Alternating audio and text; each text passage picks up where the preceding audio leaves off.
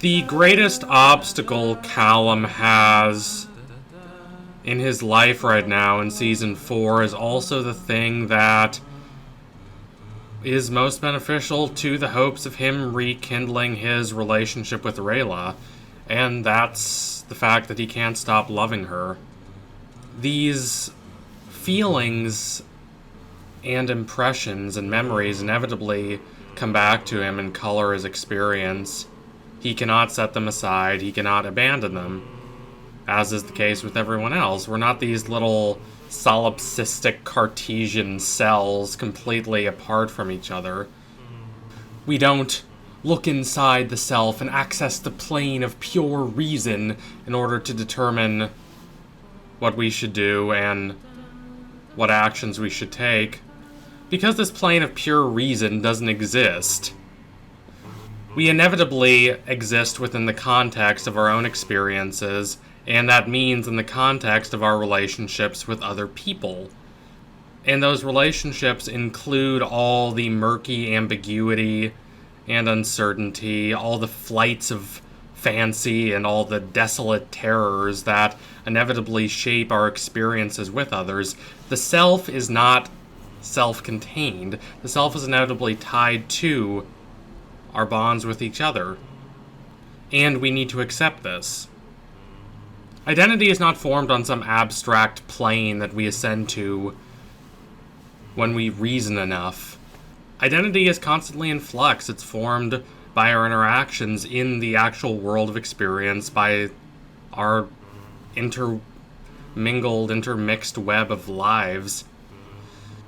Sorry for the abstract philosophizing, but this matters because it means that Callum needs to confront the fullness of what happened between him and Rayla, with all the uncertainties and murky, hazy complexities that involves. He cannot figure out who he is right now by withdrawing away from his interactions with others and attempting to reason out the perfect method for dealing with all his experiences and trying to rise above them.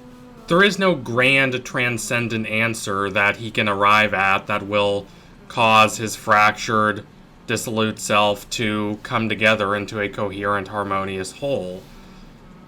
I do believe his relationship with Rayla can be healed. I do believe those fractures in his sense of self can be reformed. But he needs to be able to confront what happened and face it in all its complexity and deal with it through a million little choices that hopefully will add up to the repairing of his relationship with her and his basic sense of identity. He can't just rely on these grand rational abstractions, these sources of profound, transcendent wisdom to provide him with the answers he needs. But the idea of such a source is tempting. There is a reason that this Cartesian Platonic ideal of ascending away from emotions, away from appetites, and into this realm of pure, clear thought is so appealing. Especially when we have someone or a series of someones to help us arise to that plane. Think of the Symposium, where Socrates discusses being brought to this plane of absolute knowledge of the forms themselves through the ideas and knowledge of Diotima, and then attempting to diffuse this knowledge to those around him. Or think constantly about a lot of religious traditions which rely on some grand transcendence that we arrive at through reason or through a burst of revelation that suddenly makes the entire world clear to us. Thomas Aquinas, for instance, talks quite often about being elevated to this profound understanding through this careful study and through faith. But ultimately, whatever your philosophical or metaphysical system that you're working with, the world is messy, the world is diffuse and fractured, and it's in a constant process of change and transition. Whatever abstract systems of knowledge and understanding you use, and whatever wise wellsprings of knowledge, be they human or otherwise, that you trust, the world is inevitably going to be a bit murky. Aaravos, somewhere between human and divine, some sort of perverse deity or a being close enough to such, offers Callum the ultimate wisdom that he requires. It's the old deal with the devil idea that we here in the whole Western tradition, if you want to use that word, get from Faust. Being smart, Callum will likely have doubts when Aaravos makes offers to him, but if Aaravos' initial help is good and useful to Callum, Callum will be more willing to trust Aaravos going forward. It's certainly not beyond belief that Callum would receive a few helpful hints from Aaravos when he keeps contacting him, as he has the chance to do at the start of Season 4. But even if Aaravos was not a malevolent figure exploiting Callum for his own ends, he would not be able to offer Callum the wholeness he seeks. He would not be able to help him repair his relationship with Rayla. Because that's not how things like that work. You can offer abstractions, and good abstractions. I'm not saying abstract is innately negative. You can offer good advice, helpful advice, but ultimately, repairing a relationship is hard because it requires reconciling the different perspectives of two different people. Two different people with two different backgrounds and two different viewpoints who are inevitably going to differ from each other on quite a few topics. So Callum's mistrust in Aaravos would be a bit erroneous, even if Aaravos was not this scheming villain, but of course he is. And Callum certainly would know this to an extent. Even if he does not have all the pieces of evidence he needs, the whole idea of, oh hey, here's this enigmatic, tempting figure lingering in a mirror that belonged to my former arch nemesis, that's not exactly an auspicious sign.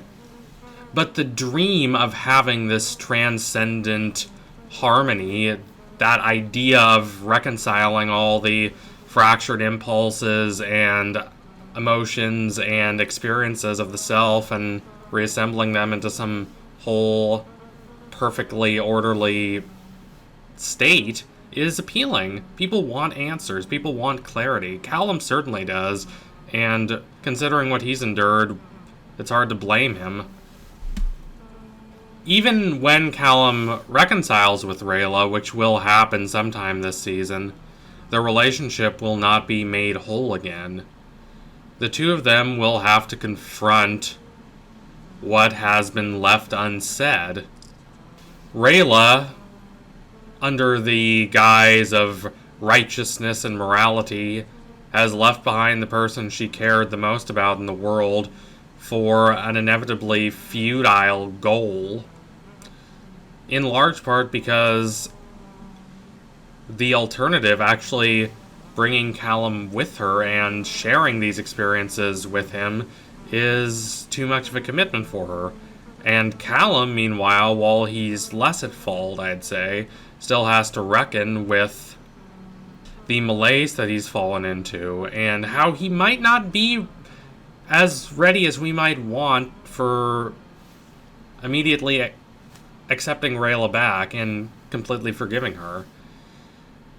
Repairing a relationship takes time, and Callum might go to Aaravos for more and more information.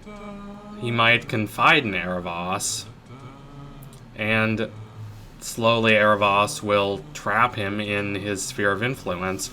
And this, ironically, will likely cause Rayla to become increasingly distant from Callum. Number one, because she is always extremely skeptical toward everything that seems darkly mystical, with her passionate disdain of dark magic, and also because she, unlike Callum, would not have been already ensnared by Aaravos' orbit. She would be much more skeptical of Aaravos and his temptations. Callum would likely try to convince her, she would not be convinced, and the rift between them, instead of shrinking, might grow. What Callum really needs is to accept what Mad Men calls, in one of my favorite quotes from that show, living in the not knowing. To accept that there are not going to be any of these brilliant revelations, any completely elucidating and balanced and harmonious answers that will transcend all the ambiguity and uncertainty that he's navigating in the course of his relationship with Rayla. He has to struggle to repair that relationship himself with all the messy complexity that inevitably involves. I believe he can do it, but it's not going to be easy. They'll have to be patient, and so will we. So thank you all for watching. If you liked what you saw today, don't forget to like, comment, and subscribe. Donate to my Patreon if you can, and you want to see more videos just like this one before anyone else. Keep watching The Dragon Prince. I realize this episode got a little more philosophical than I normally get, but I did have a lot to say regarding the whole philosophical angle, and I think my insights are somewhat interesting, at least. Anyway, tune in soon for the next analysis. It will be coming soon. Promise you that. Thank you all again. Adios, comrades.